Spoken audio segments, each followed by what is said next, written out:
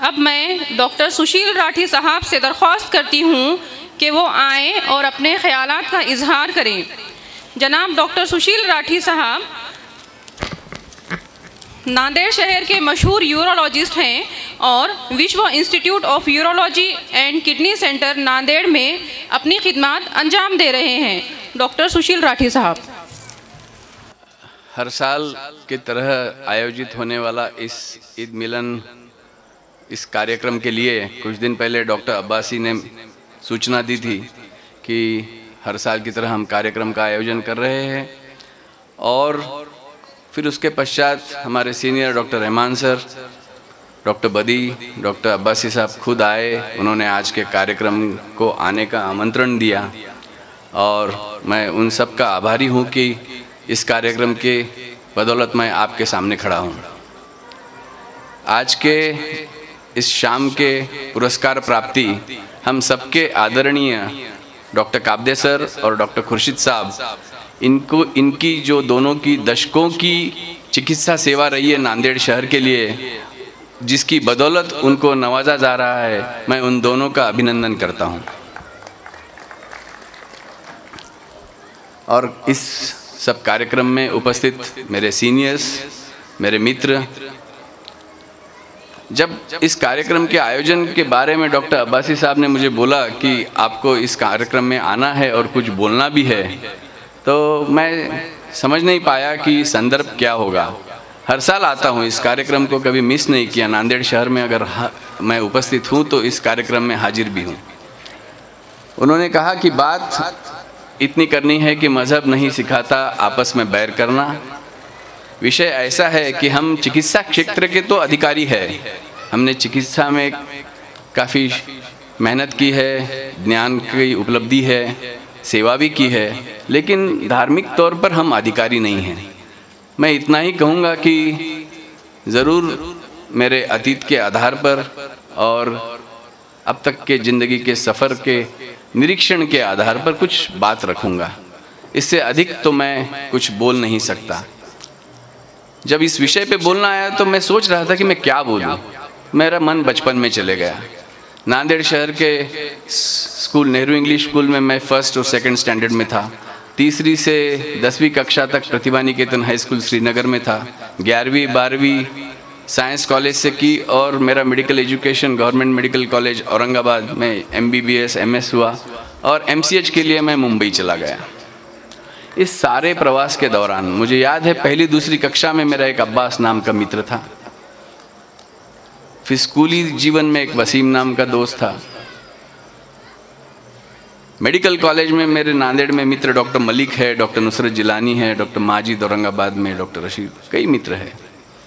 और medical MCH के लिए गया तब भी कुछ मित्र थे, सारे मजहब के मित्र थे। इस सब लंबे समय के लंबे सफ़र में इन सब के साथ में जो अब तक का सफ़र हुआ है, कभी किसी अनुचित प्रकार का भी मैंने व्यक्तिगत रूप से कोई अनुभव नहीं किया।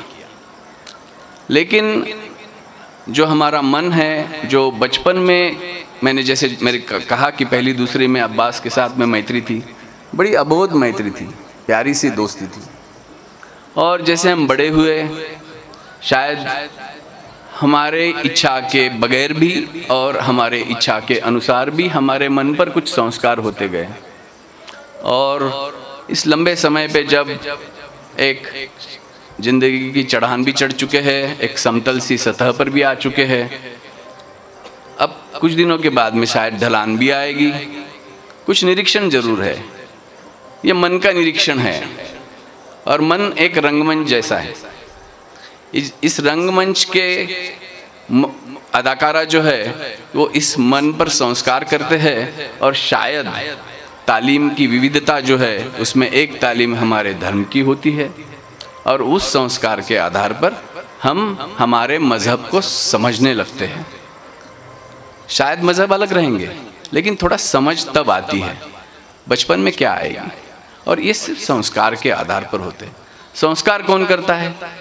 संस्कार व्यक्ति करता है, संस्कार विचार करता है, संस्कार समय भी करता है। समय की कुछ अनुचित या उचित घटना हमारे मन के संस्कार के लिए कारणीभूत होती है और इसी संस्कार के आधार पर शायद हम किसी एक धर्म के श्रद्धा के विषय में आगे बढ़ते हैं।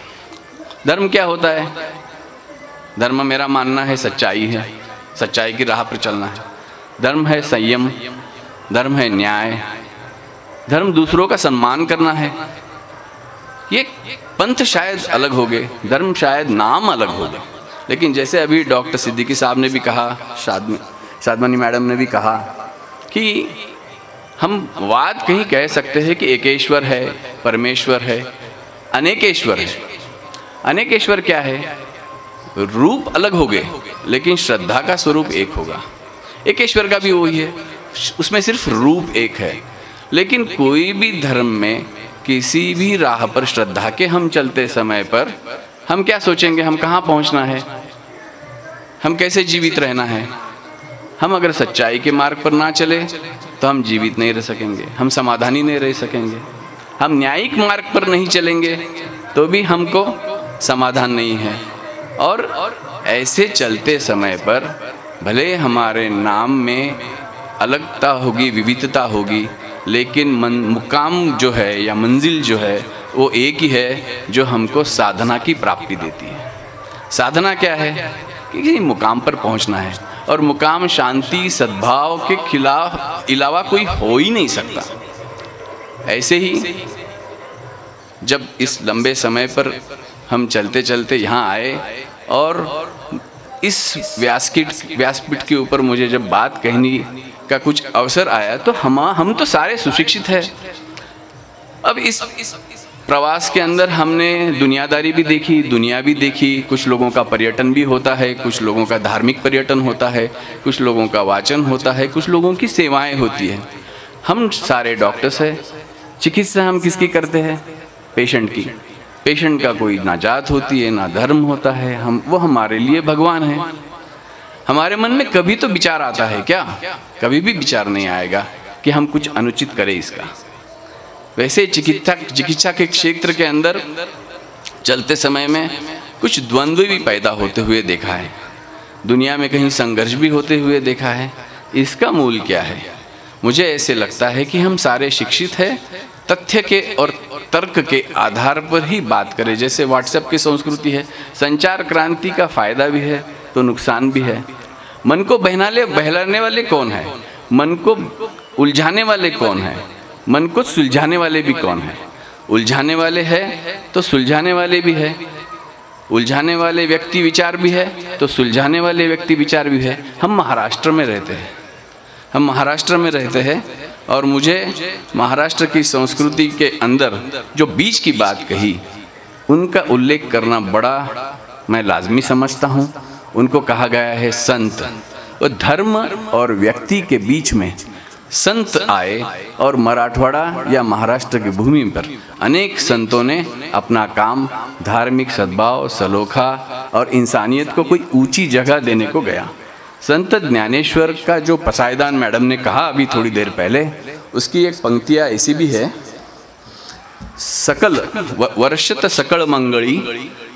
सकळ मंगळी ईश्वर निष्ठांची मांदियाळी अनवरत भूतळी भेट तू या भूता। हमारे इस भूतल के ऊपर ऐसे लोगों का जमावड़ा है जो ईश्वर को मानता है, ईश्वर को सर्वश्रेष्ठ मानता है। पंथ धर्म अलग हो गए, इन लोगों पर सुविचारों की, संस्कारों की और सुखों का वर्षाव करने की जवाबदारी इन संतों की रही है। और इस संतों की भूमि में उनका आज मुझे याद होना लाजमी रहा है। इस सारे जीवन के प्रवास के अंदर मैंने कहीं उलझने भी देखी है, दुविधाएं भी देखी है। हम लोग शिक्षित हैं तो विचार करते हैं तो वैचारिक द्वंद्व होता है, वैचारिक दुविधाएं पैदा होती है। अब इतना सब होने के बाद में हमारी वैचारिक दुविधाओं को, द्वंद्व को तर्क या आधार के ऊपर अगर न्याय ना मिले तो हमने क्या करना चाहिए? तब फिर से धर्म काम में आता है। तब धर्म ऐसे काम में आता है। गीता का श्लोक एक याद है मुझे, वो मैं आपके सामने कहना चाहता हूँ। सर्वधर्मान् परित्यज्य मामेकं शरणं व्रज अहम त्वाम सर्व पापेभ्यो मोक्षयिष्यामि मा शुच। इसका अर्थ ऐसा है, मेरे मन की दुविधा अगर कोई व्यक्ति विचार अगर सुलझा ना सके तो मैंने क्या करना चाहिए। हम सब शिक्षित लोग हैं, तो मैंने ऐसे करना चाहिए, ऐसे समय पे मेरी श्रद्धा की जो मान्यता है, मेरे धर्म की जो मान्यता है, जो उपासना कर कर उसके शरण में जाना चाहिए, ताकि मेरे मन की दुविधाएं, मेरे मन में आने वाला द्वंद्व, मेरे कुविचार, मेरे पाप, मेरे सारी चीज़ें नष्ट होना चाहिए। अब इस धरा के ऊपर हम आके बैठे हैं, इस धरा के ऊपर हमारा कर्तव्य भी है। हम भौतिक उन्नति की ओर में हैं, हम आत्मिक उन्नति की बात थोड़ी कम करते हैं। इतना ज़रूर है, आज के कार्यक्रम का मद्देनज़र ऐसा रहा है कि हम कहीं तो भी आत्मिक उन्नति का मकसद लेकर यहाँ पर आए हैं। और बात के अंत में जाते समय मुझे मिर्ज़ा गालिब साहब का एक शेर आपके सबके सामने रखना मालूम होता है। हु गर्मी ये नशात ये तसव्वुर से नगमा तंज, मैं अंदलीब ये गुलशन ये ना आफरीदा हूँ। ये दुनिया एक बहुत सुंदर सा चमन है, इसमें उड़ने का सबको मन है, पंछी बनकर उड़ना है, चहकना है, महकना है। और ये थोड़ी सी काल्पनिक बात ज़रूर रही होगी, लेकिन इसका अधिकार हम सबको है। ऐसा बोल के हुए मैं मेरी वाणी को विराम देता हूँ। आप सबको बहुत बहुत शुभकामनाएं।